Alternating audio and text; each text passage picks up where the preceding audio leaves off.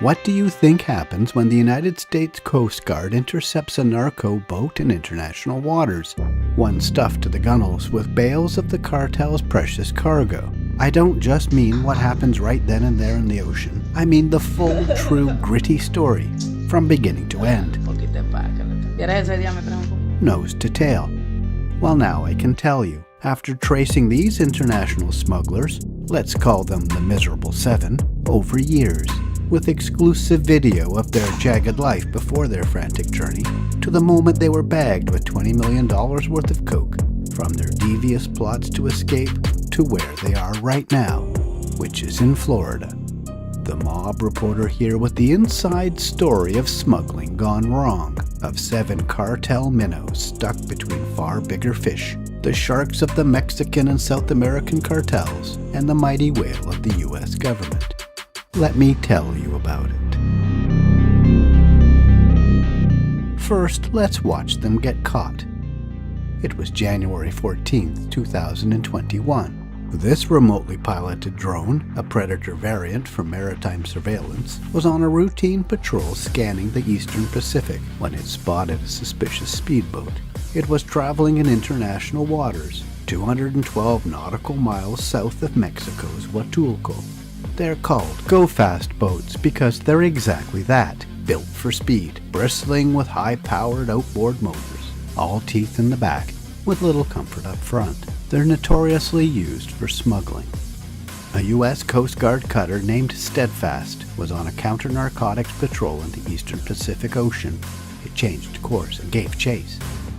As the Steadfast chugged closer and the drone watched from high above, the crew of the Go-Fast realized they'd been spotted and started jettisoning their cargo. Now this shot is a rare sight, obtained exclusively by the mob reporter. It's taken by one of the narcos from on board the drug boat.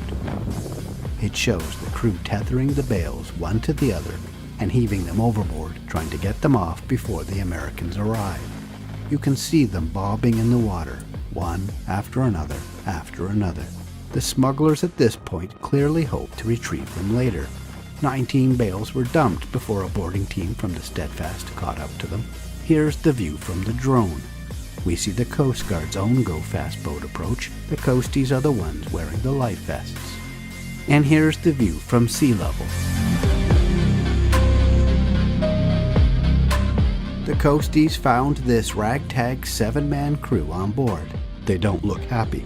The skipper of the boat told the Coast Guard they were just out fishing for sharks, but the coasties knew better. There was no fishing gear, no ice, no bait, and no sharks. The skipper said he was Mexican, and the boat was too. The Coast Guard radioed Mexican authorities to confirm that Go-Fast was one of theirs, and for permission to board and search it. The Mexican government said it had no idea if it was theirs or not. That was the cue the Americans needed. Once deemed a stateless vessel, it falls under American jurisdiction, according to U.S. law. They seized the boat, the crew, and reeled in the cargo. An agent cut open a bale and tested the powder inside that had been pressed into bricks. To nobody's surprise, it was found to be cocaine. Together, the bricks weighed more than 760 kilos. Now that's a significant load, but nowhere near as large as many that the Steadfast had seized before. The narco crew wouldn't have realized it, but they were actually being nabbed by drug war royalty. For 54 years, since the Coast Guard entered the war on drugs, the Steadfast has been pestering South American and Mexican cartels. She's intercepted more than 1.6 million pounds of cannabis and over 164,000 pounds of coke, according to Coast Guard statistics.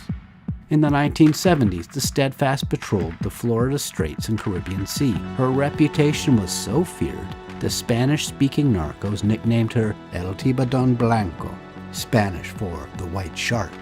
The Coast Guard crew embraced that name, and to this day, a picture of a white shark appears in the Steadfast's official crest. In the 1990s, she moved to the western coast and now sails counter-narcotic deployments down the Pacific seaboard to Mexico and Central America. Caught by the Steadfast on this mission were 7 men: Luis Bran Lopez, Isaac Enrique Ollando, Romeo Santos Hernandez, John Dario Macias Agua, Jaime Valisa Arcentales, Eddie Fabian Enchandia Valise, and Juan Hernandez Peña. 4 from Mexico, 3 from Ecuador. They ranged in age from 32 to 45. They're no spring chickens, and several have a narco past. In 2006, Hernandez Peña drove a Dodge Ram pickup truck across the border from Mexico to Calexico, California. A dog at the border sniffed him out, and a search found 31 kilos of coke in the truck's hidden compartment. Enchandia Valise had been caught in a high-seas drug raid before, back in 2008. And yeah, you bet I've got footage of that. And just like this time, a patrol aircraft had spotted a fishing vessel, this one towing 4 go-fast boats north of the Galapagos Islands. The Coast Guard cutter changed course to intercept, catching up to them at night. 700 kilos of liquid cocaine and 30 kilos of powdered cocaine were found on board. Enchandia Valise was one of 14 crew members.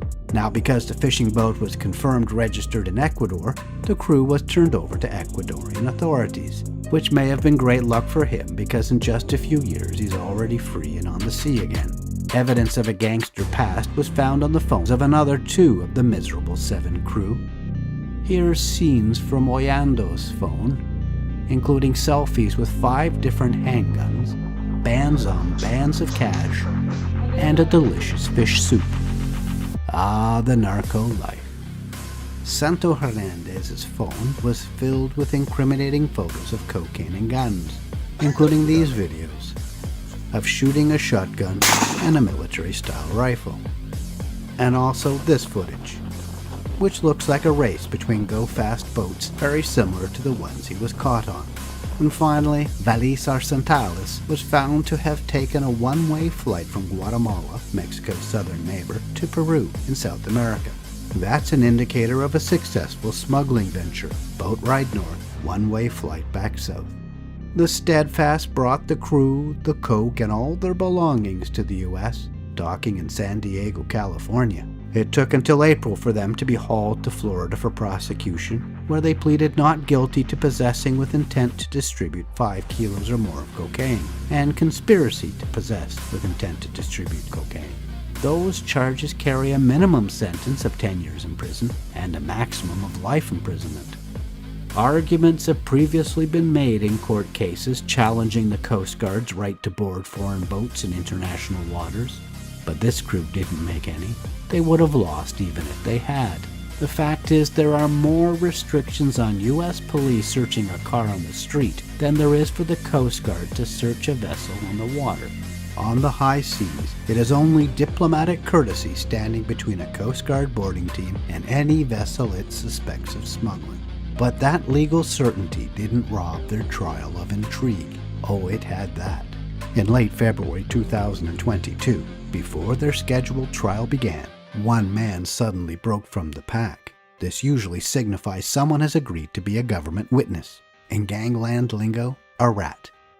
Sure enough, Bran Lopez, the skipper of the Go Fast, struck a deal to plead guilty to the charges and cooperate with the investigation and prosecution of the others, and to testify fully and truthfully at their trial. In return, if he was a good witness, the government would get him a reduced sentence. Prosecutors likely expected the news to feel like a stab to the heart for the others. When Bran Lopez's deal became public in April, however, none of his colleagues seemed surprised, and none seemed worried about it at all. When federal agents sat with Bran Lopez on May 4th to hear him spill the beans on the smuggling ring, they found out why. They learned he was, in legal terms, full of crap. His guilty plea was not a bid to save himself by dooming the others. It was the opposite. It was a plan to save them all by taking the fall. The story he told was designed to bring them vindication. You see, they weren't really narcos, he claimed. He tricked the others into thinking they were going fishing, Bran Lopez said. Once they were on the high seas, they were surprised when they were met by another boat whose crew filled their boat with cocaine. And before they could do much about it, the Coast Guard pounced on them. As for him, Bran Lopez said, he didn't want to have anything to do with smuggling, but he was forced to do it. Dangerous members of a cartel had kidnapped his family, he said. He was forced to smuggle the load against his will just to save them. It was an unbelievable charade. Prosecutors were irate at being played for fools. At trial, of course, Bran Lopez was never called as a government witness. Instead, he was called to the stand and testified for the defense. Prosecutors, in turn, told jurors Bran Lopez's story just couldn't be true. Evidence from their phones and GPS data from their navigation devices proved his sloppy lie. They had been at sea days before the date he said his family was kidnapped.